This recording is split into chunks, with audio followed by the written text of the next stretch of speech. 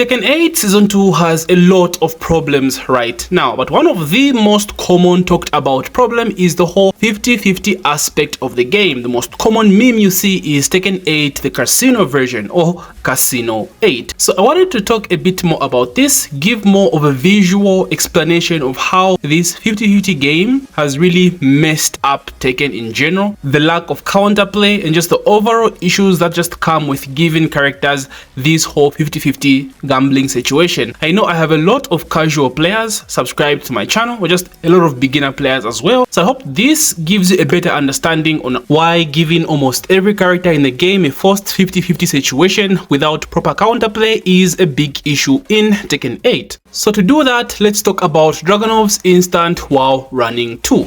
So this is a +4 running mid that launches on counter hit and knocks down on normal hit. That is very, very strong. Prior to Tekken 8, this was something very rare amongst the Tekken roster in general. Off the top of my head, the only character I can think of that had this was Negan back in Tekken 7 with forward 1+2. Maybe there might be a few more, but this was very rare. So this made Dragunov very unique because this was a very strong move.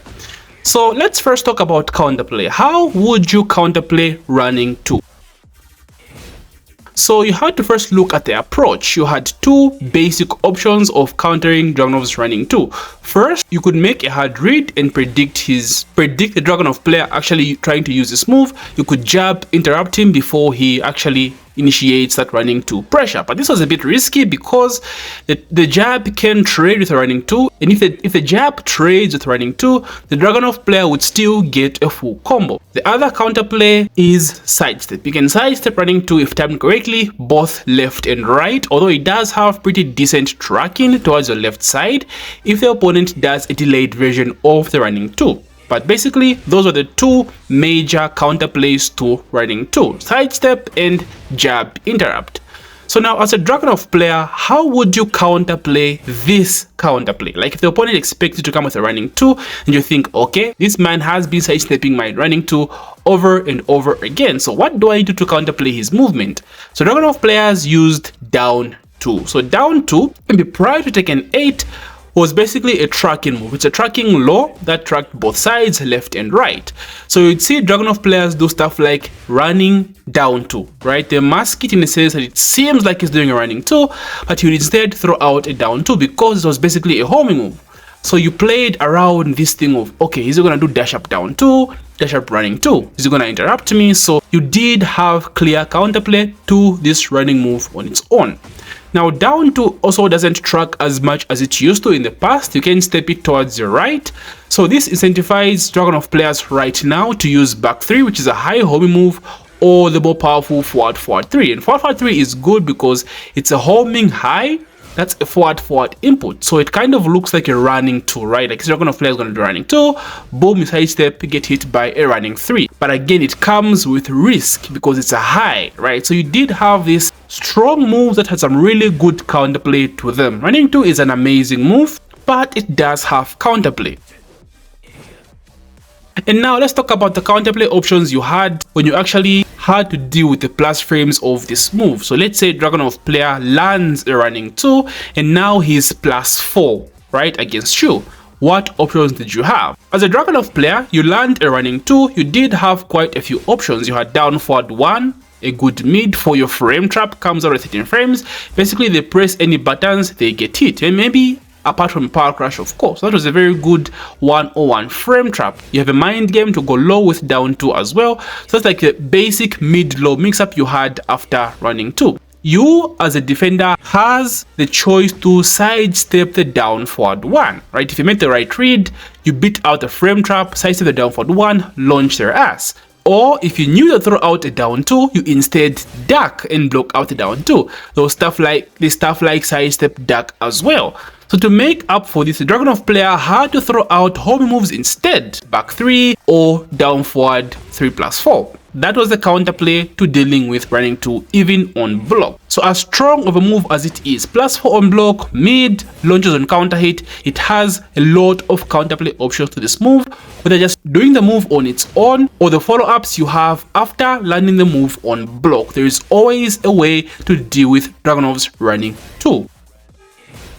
Right, so now let's talk about Lars' dynamic entry 3, DE3, and see how it compares to Drag's running 2 in terms of counterplay options and the counterplay options you has as well when the move lands on block. So this one, unlike Drag, comes from stance, so dynamic entry or DE, so forward 3, 3 for easy access, so DE3. This is a +5 homing mid that takes you into hit and transitions into silent entry on block as well. So the difference is this comes from Lars' stance. So now let's first talk about counterplay compared to Dragunov's running 2. So the best counterplay to Lars' DE3 is jabbing him and trying to float him out of the air, because Lars is airborne when he goes for DE3. Sidestep is out of the picture because it's a homing move, you can't really sidestep.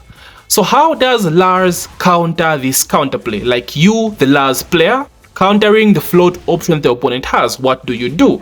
Well, Lars has DE1. So DE1 comes out very fast, comes out at 11 frames from stance. So basically you cannot react to Lars when he goes into dynamic entry like manually. Basically it's a DE dash, you can cancel it. So you can do like forward 3, then cancel. You try to mash buttons because you think he's going for DE3, he just backdashes and arc blasts your ass, right? He can like bait you into mashing buttons. So other than this, there is no counterplay. Other than throwing out jabs, trying to float him out of the air, compared to Drag's running 2, there is no other counterplay. At this Drag, you have a movement option, right? And you also have a jab option. But with Lars DE3, you don't have that luxury. You have to mash buttons for your life. So already comparatively, this is way worse. And it just gets worse because on block now, you have to guess. Like unlike Drag, where you can actually sidestep, you can sidestep duck, you can't do that option against Lars' DE3. So remember how I talked about Dragunov's running 2 into down forward 1 is a classic frame trap, right? You can't press buttons unless it's a power crash. The only option you have is to sidestep. But with DE3 into SE1, remember dynamic entry 3 takes you into silent entry, which is a different stance, and in this stance he has dynamic entry 1. So DE3 on block into SE1 is a frame trap. You can't press any buttons and you can't even sidestep because you don't have enough frames to step out of the way. The only counterplay you have to this is a power crash. That's right, a power crash. So what does the Lars player, you playing Lars on the offense, when you do DE3 into SE on block, what do you have to counter this power crash? Well, you have SE silent entry 2, which is a low, and as we all know, lows counter power crash. So now if you power crash, you get launched because SE2 is a launcher on counter hit. So now your only option you have from blocking DE3 is either using a power crash or guessing low.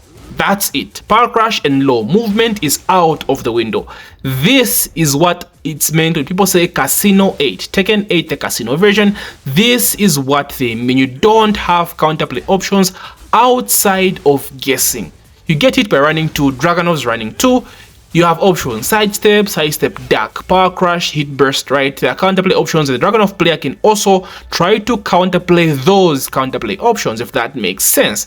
But something like DE3 for Lars, that goes out of the fucking window. You just guess for your freaking life with power crash or guessing low. So now one of the major issues of Tekken 8 is the fact that they have decided to double down on these kind of moves. The moves that don't give you any counterplay options outside of guessing. They've just doubled down. To add insult to injury, it came at a time when they promised us defensive options. Okay, told us they would add some defensive options, and this is why everyone is just upset. So to give you guys another example of this is, we'll stick to Lars, right? So Lars has a new running 1 move. So this move is basically dynamic entry 3, which we talked about previously, except it's a high. It's a running move that takes you into silent entry. So this one is a high, but it's homing and it's +7 on block. So the only counterplay you have to this is Dakin, right? Dakin. But the worst part is Lars has really good mid. He has a forward 2 mid, which has a forward input, so it kind of looks like he's running at you. So if you duck, you just get launched. He has forward 1+2, which can just knock you down if he wants to stay safe. So the only counterplay to this move is ducking, and if he hits this move, you're guessing again. Same situation as DE3 into SE, you're just guessing. But this one is even worse because you can't even power crush the mid option. It's +7. You don't have enough time to even do a power crush. It's just a pure guess. So they've doubled down on this, and it's everywhere throughout the game. Over 90% of the roster has this. You're just guessing, whether it's from a hit smash, whether it's from moves from hit, moves from stances, running moves into plus frames. You're just guessing for most of the time. This is what gives Tekken 8 that gambling identity, the 50-50 situation, the gambling 8, 50-58. That's what's happening right now, and I hope this visual explanation has given you guys a good idea on what's wrong, just part of what's wrong with this game. Outside of this, there are other major issues, but this has been an issue since the launch of Tekken 8, and Season 2 has just doubled down on it, which honestly sucks ass. Now, at the time of recording this, FDX just dropped a video. I'm saying he's taking a break from Tekken 8. So in this video, he actually talks about the same thing. Coincidentally, we talk about the same thing. Now, I've always said my English is not the best. Of course, you know, I live in an African country. We have 72 different dialects in my freaking country, bro. So English isn't really up there. Sometimes I don't really explain things to the best of my effort. So if you want a better explanation for someone who actually speaks really good English, listen to FDX, and he breaks it down really well. Basically, the same thing I've talked about is what he talks about as well.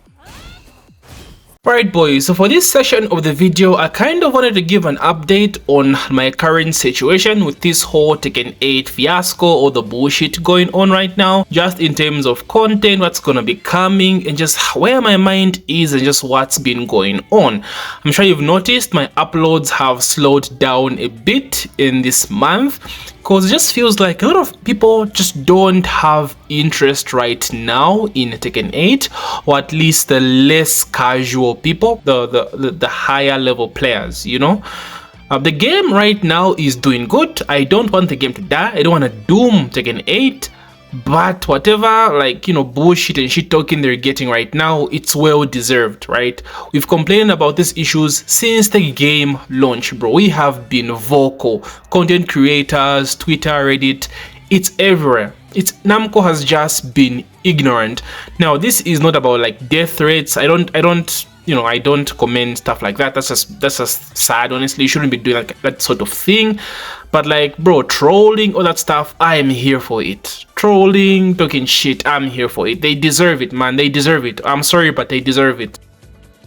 So yeah, the game is really in a bad state, so to speak. The numbers are good. I think on Steam it like peaked this week, honestly, since like Season 1 launch, so that's good for the game in general, but I don't think it will last. The numbers will steadily go down if the game stays this way, because it's a new season, right? Everyone is trying out something new, and eventually the numbers will go down. So like I said, it just seems most people don't have a lot of interest in Tekken 8 right now. People have been playing Tekken 7. Steam numbers for T7 have gone up as well. Mike Hollow did a stream a few days ago. He's been playing Tekken 7 with his chat. So people are checking out older games right now, which is kind of scary for me. So this had me thinking, you know, I love Tekken 8, but I don't really want to rely on this in terms of my channel. Most of my revenue, guys, in life comes from my YouTube channel, I'll be honest with you guys. So this is a very concerning thing for me, because the game is in a very, very volatile state right now. It's very difficult to predict what Namco would do with the current situation of Tekken 8. So that's a risk I'm not willing to take. And I've always talked about covering new content on my channel. Dude, I feel like I've talked about this a million times. Holy shit, how many times have we been here in Namco? Oh my days. You guys saw me make a bunch of Path of Exile 2 videos last year. They actually did well, all things considered, but the game is still in a beta or early access, so not many of you are really willing to try it out. That's why I stopped covering it. But for now, I might jump on either Monster Hunter or Bleach. Now for Bleach, I'm still keeping an eye on the devs because they have to make a lot of changes in this game. It feels as though they just launched a beta, right? No crossplay, no ranked. The game is a bit imbalanced as well. They have been giving us feedback. They sent us a letter talking about, we've been looking at your feedback, we implement some stuff like ranked, so that's good. Just yesterday they posted this post about a survey with a consensus, which is very good to see because not many arena stroke anime fighters do this kind of thing. So it's very good seeing this from the devs.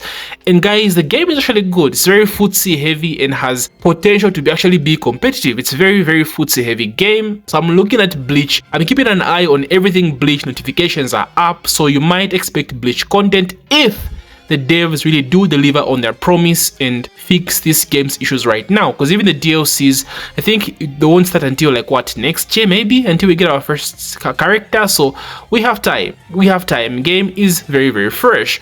Monster Hunter as well is, oh my days, Monster Hunter is a very big mainstream game. It's very fun. I think for someone that hasn't played games like this, it's very difficult for you to see the appeal of this game. But once you play the game, like the game loop, the gameplay just feels good and has you addictive, especially the co-op aspect of the game. It's really what hooks you. I'll make a separate video talking about Monster Hunter for beginners or starting out with Monster Hunter, what you need to know, all that's coming. But I'm just giving you guys like ready up, like be ready for when the content starts switching up. You will see stuff like this going forward. Now as for Tekken 8, this stuff will come. I know you people love my guides, you love my tips videos, all that stuff will be coming. But honestly, it's unfair for me to make those videos now because I'm not being true to myself when I say, okay, last guide incoming, spam DE3, spam running 1 and make your opponent guess. I'm not having fun making these sort of videos, right? I want something more technical, counterplay options. I make a video and like, okay, this makes sense. So for me, that's just being disingenuous. So I will wait and see what Namco do about the current state of the game, and when that happens and the game is in a better place, I'll start dropping the guides, the combo stuff, the videos, all that will come. But Tekken 8 content will still drop videos like this, for example, just talking about Tekken. I love this game. It's been part of my it's been part of my childhood, it's part of my life, so dropping it won't be that much of an option. But I'm not playing ranked or grinding it in a competitive sense outside of just chilling with casuals, you know, drinking some beer, some pizza, playing some Tekken. That does happen, will be happening eventually, but ranked, the competitive jazz goes out of the window because it's just not fun to me. So anyway, that's something I wanted to talk about. It's a very difficult time to be a Tekken 8 fan right now. It's not in a good state, very volatile state, and it's just not fun. People seem disinterested. You know, when you see the views go down, it's very depressing. It just scares me, you know, and I want to be in a good state with the game, and that includes diversifying my content. So again, if you see stuff like that, guys, just be ready. Thank you so much for being supportive. If you made it this far, again, I appreciate, man. If you just love listening to me rant, I appreciate, you know, everyone active in the comments. Thank you so much. And yeah, let's talk about it, boys. What do you think about the state of the game? Does that 50-50 situation make sense? Any beginners, casual players watching this, I would love to hear your thoughts. And anyone else as well, are you still playing the game? What's your ranked status? Are you grinding ranked? You know, let's talk about Tekken 8, boys. Let's talk about some Tekken 8. If you've made this far, don't forget to that like button, subscribe if you're new. And as usual, Nemi gang, may the frame data be ever in your favor. GG.